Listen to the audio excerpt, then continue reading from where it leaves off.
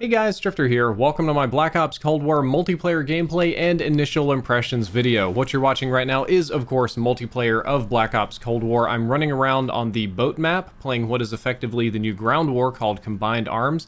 It's a 12v12 mode. It's kind of like Dom, kind of Battlefield-ish with a lot of capture points, a lot of vehicles, a lot of things to do.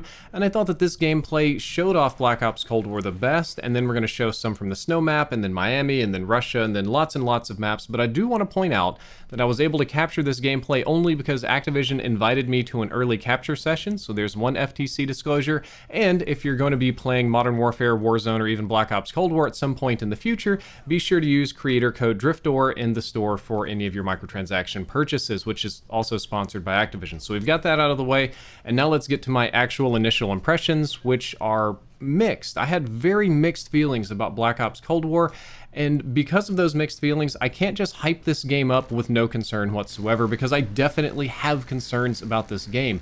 There are some aspects of it that I love, some aspects of it that I hate, and I think some dumb decisions that they made as well, which we'll talk about either in this video or in subsequent videos. And I do also have to admit some personal bias here. My experience and happiness playing this the first time around were influenced a lot by outside factors. Alleviation of said outside factors caused this to be kind of an emotional roller coaster of a day for me, and this intro is going to get so much more personal than a normal gameplay review. My gameplay session started with a family emergency where I found out that a family member in another state almost died. There was some consoling to do, some decisions to make, some chaos, and then 5 minutes later I'm jumping into Black Ops Cold War with some of the best gamers in the world. My PC crashes on the first match because I foolishly tried to change some settings that I wasn't supposed to. I missed the match, and then when I finally do get into lobbies, I'm literally playing the best enemies on the planet. All this while pressure is super high to get good gameplay for YouTube. And I'm not Superman. I tilted, and I tilted really hard for the first couple matches. I did not have fun. I hated Black Ops Cold War. I hated the players. I hated the world. I hated everything. I almost just left the capture session and noped right out. And it took a solid 30 or 40 minutes for me to calm down, breathe deep, find my groove, find my happy spot, and then, you know, kind of start enjoying Black Ops Cold War once I got kind of into the feel, into the flow of it. And part of that had to do also with me giving up on more experimental or more fun gameplay and kind of going all league play sweaty mode, kind of aggressive as I can, because that's what every other player was doing. So we've talked about a lot of stuff now. Let's talk about some specifics of the game. One of the changes that you're going to notice almost immediately is that this game has neither score streaks, kill streaks, or support streaks. They're kind of all support score streaks with massively increased scores and chain multipliers. So this gets a little complicated. I'm going to try my best to explain it. Every single streak that you have is a support streak in that it does not reset after death. It is a cumulative point score support streak. So if you get 4,000 points at any course of the match, then you get your war machine just good to go. The score on these, however, like most support streaks in modern Call of Duties, have been massively increased, so it takes a lot of points to get lethal or good rewards. However, you do get multipliers on the amount of points you earn for actions as your kill chain improves. So you get a 1x, 1.5, 2x, 2.5, 3. Just as you kill more people, you get more multiplier on your score. So the idea behind it is the longer you keep your streak alive, the more you can build up points. And basically what you need to do to get big streaks is to go on about a 7 to 10 kill streak and then capture a couple of flags with the maximum multiplier, and that'll earn you the big points. The idea behind it is to encourage objective play while also encouraging people to stay alive. For example, in Black Ops 2, you had, or what we thought we had, was a nearly perfect score streak system until people started throwing themselves at flags in order to rack up score streaks or getting on and off the hard point to reset it over and over again so that they could kind of boost up those points and get really big streaks. Then in Modern Warfare 3, you had people cheesing points for the support streaks and basically camping and hiding and just finding little ways to get assists and stuff until they get their lethal streaks. Then now back in Modern Warfare 2019, you had people camping corners to get kills because we're back to kill streaks. This system tries to overhaul the entire score streak system and take out all those ways to abuse it. You can't camp in corners and jack your kill streak up really high and get enough points to earn anything, because if you do that, you're not going to capture enough objectives to earn the real points. If you're just throwing yourself at objectives, you're never going to get enough points to earn the big streaks because you need a kill chain multiplier to get those up high enough. And if you just try to do weird support strategies, that's just not going to work as well.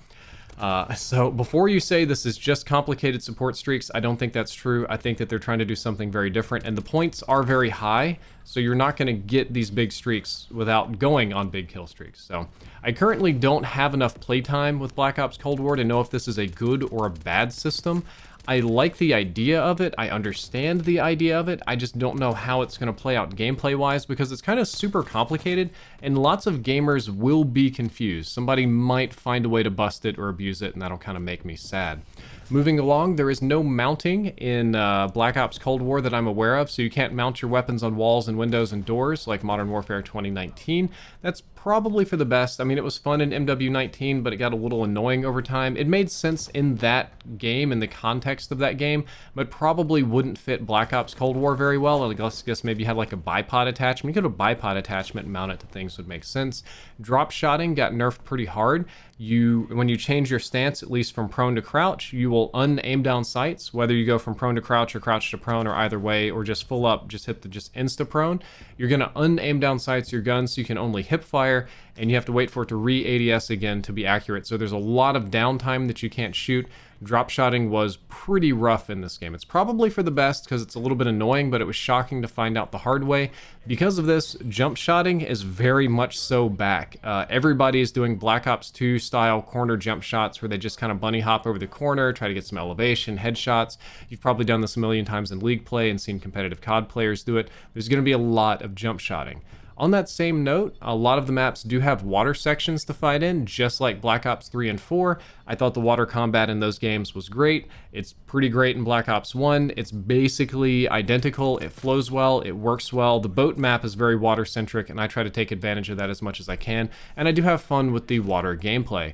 On the topic of maps and what all they're doing, the maps are overall pretty interactive, at least compared to older COD maps. Many of them, at least the bigger ones, have zip lines that you can jump on and off of a little bit easier than Modern Warfare 19. They're a little bit more Apex-y on the zip lines, but not quite so snappy. There's a lot of mounted machine guns and flak turrets. There's also a lot of vehicles you can interact with. Kind of reminds me of how Warzone is right now with all the zip lines and vehicles and things to do. There's no doors in multiplayer, which is fantastic. You don't have any doors to open or fool with, no claymores behind the doors, no silent open, no busting open, any of that. If the door is closed, it will stay closed permanently because it's fixed part of the map. However, there's lots of glass windows to climb in and smash through and stuff like that. So windows and glass panels are abound, but no real doors. There are some cars that explode in multiplayer, but not nearly as bad as Modern Warfare games. And the vehicles, I think, are overall good, except I really hate the tanks. I don't know whose idea it was to put tanks back in multiplayer. They're so miserable. God, the snow map would be so much better without them. So that part of the map design I hate. I hate that there's tanks. The rest of it's in pretty good shape. The color is back in the game. Sadly, it's not as colorful as Black Ops 2, 3, or 4. It's not the spacey sci-fi super punchy colors that I know and love because I can actually see those. It kind of sticks closer to the Black Ops 1 color schemes because it is supposed to be a direct sequel to Black Ops 1. And overall kind of realistic, or at least realistic as compared to old film kind of looking images. So if you've seen action movies from the 80s and stuff, it will look somewhat like that. But it's still a massive, massive color improvement over Modern Warfare 19. Call of Duty Warzone right now and COD 19 is just, it's like 50 shades of brown. As a guy with slight color blindness, it's miserable. I can't see anything at all. I can identify enemies much better in Black Ops Cold War. It's not perfect. It's not as perfect as Black Ops 2 was, but it's still really good. I'm happy with it. There's pretty much no dark corner McDougaling, people hiding in the shade and stuff like we had in Modern Warfare. However, the Miami nightclub map has lighting issues. It's just a dark map. I'm pretty sure it's supposed to be a dark night map, and what you're supposed to do is rely on like the 80s neon signs for your lighting. That does have some dark corner McDougaling, but even that map isn't as bad as some of the Modern Warfare 19 ones. So lighting, colors, great. Another thing that's great, audio. Audio has been nothing short of excellent so far while playing this game. I can hear footsteps super well. I have a good directional sense with footsteps. I can kind of tell if they're above or below or how far away they are. There are perks that modify the loudness of your footsteps, kind of like dead silence. At least on PC, you can press the Alt button to walk slowly. You can do a slow walk like Valorant or CSGO. You can crouch, you can prone, you can do a lot of things to mitigate noise. They do have a specialist ability, which is a field mic you can put down that'll amplify people's noises if they walk through, but there's a perk that counters that as well. And I just thought that the audio design was really good. Most of the people I played with were, again, really good competitive gamers. They're kind of the max volume headset guys, so if I sprinted around too much, it was basically like fighting enemies that had ESP, which is why I always ran a lot of stealth perks. Overall, I think this is a very good audio improvement over Black Ops 4 and over Blackout, which was just awful. The audio in Blackout was just terrible. The audio in Warzone is terrible. The audio in Black Ops 4 and Modern Warfare, for that matter, could use a lot of work. They're like barely passing right now. But my experience with this audio-wise, way better. Very happy with that. Matter of fact, I think when it comes to a level of like professionalism and design and care, the audio stands out to me as being the best part of this game. And one final fact is the balance between footstep sounds and gunshots was way better, unlike current Modern Warfare 19, which to be fair was more realistic, but it makes me deaf. When I turn up my volume loud enough to hear footsteps, my gunshots are like cannons going off in my ear. I did not have that with Black Ops 1, albeit the gun sounds are somewhat less realistic. Health is set to 150. Time to kill feels a little bit faster than normal. It's definitely faster than the 150 from Black Ops 4, and maybe a little bit faster than Black Ops 3 or 2, but it's still kind of Treyarch health. It's never going to be like Modern Warfare 2019 fast. We're not doing those kind of time to kills. If I had to guess, I'd say it's probably closest to Black Ops 2 than any other game. There's no manual healing, no injections, no anything. You just have to wait to heal up, old school style. I don't know if stims are coming in the game or not. Overall, the time to kill and health mechanics do feel good. They feel sane, reasonable. They match the flow of the game. I have no complaints about the health or anything. Headshots do seem to matter too. That's subject to some testing because I don't know. They just feel pretty effective. I think that the map design for this game is great when we're playing the right mode on this map. And it's kind of like Black Ops 4 with that one, in that Black Ops 4 had some maps that you could tell were clearly designed for one or two modes and then not so much for anything else. And it's pretty much the same story here. If you play a map on the mode that it was very clearly designed for, it plays great. It's Treyarch doing their absolute best. It plays excellently. It's fun. If you put a different mode, an alternative mode, a goofy mode on there where the objectives and stuff are just kind of there to be somewhere, it's pretty miserable. So map design is good when we're playing the maps for the modes that they're supposed to be on. I do love the insane variety and colors on the maps. I mean, we have a snow map, we have a desert map, we literally fighting on the water, under the water, then we're fighting in Moscow, now we're in a nightclub in Miami with all these neon lights going on. There's a lot of variety in the locations, in the shape of the map, in the elevations of the map, the lighting of the map, the colors of the map, everything, and I think that's good. I'm all about variety. The 3 or 4 maps I've seen so far are fantastic. All of the maps that I played have an overall good flow to them, albeit if, you know, on the right mode. That's kind of a Treyarch specialty. Like, if their maps didn't have flow, I would really wonder if Treyarch even made this game. It's a compliment that I should pay them, but it's just something I've come to expect of that studio at this point in time. The flow of the map keeps the combat loop pretty tight without a lot of walking or waiting. If I wanted to get into a fight, I could do it pretty quickly. And all of the maps felt like they had a kind of tide to them, kind of like an ebb and a flow and a push and a pull, which is a sign of good map design. And I feel like Black Ops Cold War, at least map-wise, would make for a very competitive League Play playlist or a very good CDL year. There's a new mode called Combined Arms. It's kind of like Ground War, but only 12v12 and on smaller maps. So it's bigger than the old 9v9 Ground War, but way smaller than the Modern Warfare one with just tons and tons of players. You play on a map about a quarter the size of a Modern Warfare Ground War, and it's kind of the same idea. You have 5 points you can capture. It's kind of battlefield-ish feeling. Most of these maps have vehicles. And overall combined arms feels pretty good. Even though there's less players, the map is smaller and you can move around it faster, so it doesn't feel empty or boring. You won't spend nearly as much time just walking up and down mountains as in current Modern Warfare. And you'll find plenty of people to fight, plenty of stuff to capture. And similarly, I think that you'll feel your actions impact the game more than Modern Warfare's Ground War, which I love the scale of it. I love the streaks you can go on, but if I really want to win a game, it's pretty much not up to me. It's up to the team. In combined arms, it's scaled down just about right where the things I do feel impactful. There's a new mode called VIP, which is kind of like Search and Destroy. Basically, you have teams attacking and defending. One person on the attacking team will be randomly chosen and turned into the VIP. The VIP gets a pistol and smoke grenades. The VIP can be extracted at point Alpha or Bravo, both are available, and it takes a few seconds to get the hitch on the helicopter and fly away. You get 1 life per round, but you can be revived BR style when you're downed. You get downed and you start bleeding out, they can BM you and shoot you, or you can just bleed out if nobody's around to res you. So there's the ability to do that, which is kind of fun. So at the end of the day, this mode feels somewhere between Escort from Black Ops 3, Heist from Black Ops 4, and a little sprinkle of Search and Destroy fit in there. They're kind of picking and choosing various things from their past successes and making it really good. And I'm going to let you know this mode plays excellently on the Miami map. The Miami map is very clearly designed to be a VIP map. It plays great. I had a lot of fun doing it, even though I'm bad at it. Look, dude, I'm not going to be taking down Scump and Teep and Nick Merckx all in the same team. That's not going to happen, but I can still see and recognize how good it plays on that map. However, it plays terribly on the snow map in Uzbekistan and some others. There's just some maps that you just shouldn't be doing VIP on because they're clearly not designed for it. So I think VIP is going to be really good on some maps and really miserable on some others. You've got standard team deathmatch, domination, kill confirmed, hardpoint. They all work about the way you would expect them to. No major improvements here.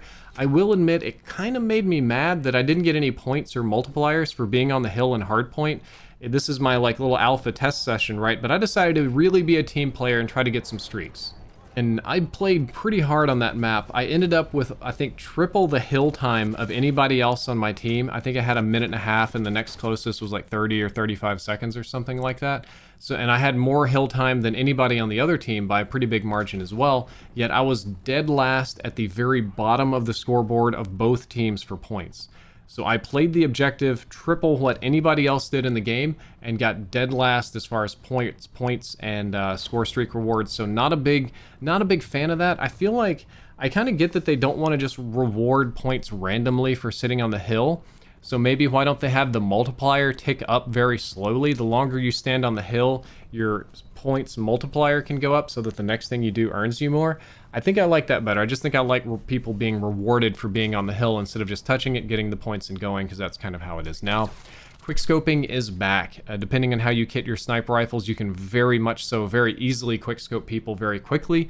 It's MW2, MW3 levels for some of the weapons, so you need to be prepared for that. You need to prepare your booty holes to get quickscoped. It's going to happen. If you kit your sniper like that, I don't know what the downsides are. I do know, the hard way, that if you put a suppressor on your sniper rifle, it's going to be hit marker city. Suppressors on sniper rifles seem to significantly impact both the damage and the range. I kind of learned that one the hard way, didn't have a super fun time with it, and you do have other unusual attachments like cavalry barrels that deal 600% damage against vehicles. So it's kind of like FMJ. And I don't know, it was weird. They all have a range fall off too. All the sniper rifles, even with the right attachments, have a range fall off, a lot like Black Ops 4 and Blackout. There are ranges at which you won't be able to get one-shot kills to the chest, but it seems the one-shot headshot pretty much everywhere. And I'm going to say that weapon balance is not in a good place right now because of one weapon.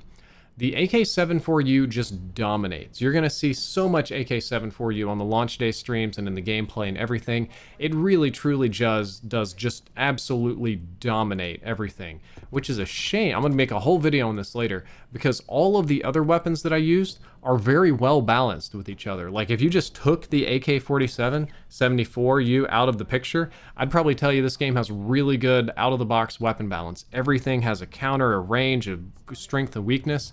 but the AK-74U just kind of has it all, so there's not really a reason to use very much else, which is a little bit frustrating. It's probably not going to be a permanent issue because the game is in alpha, and I remember like even after the first match we were talking about it and the devs are like, guys, this is an alpha, you're like 2 patches behind, we've already tweaked weapons, we're going to be adding and removing stuff, like don't worry about this until launch.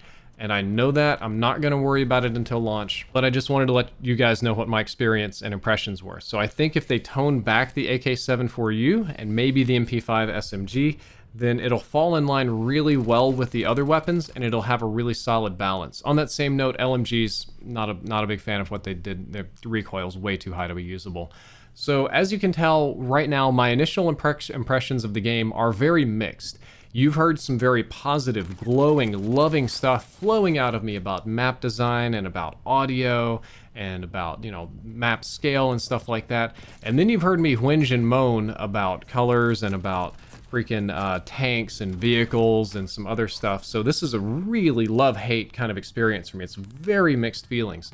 However, I have to acknowledge that in the course of these experiences, personal bias almost certainly got in the way. I started off in a bad mood because I was having some pretty serious family problems that day.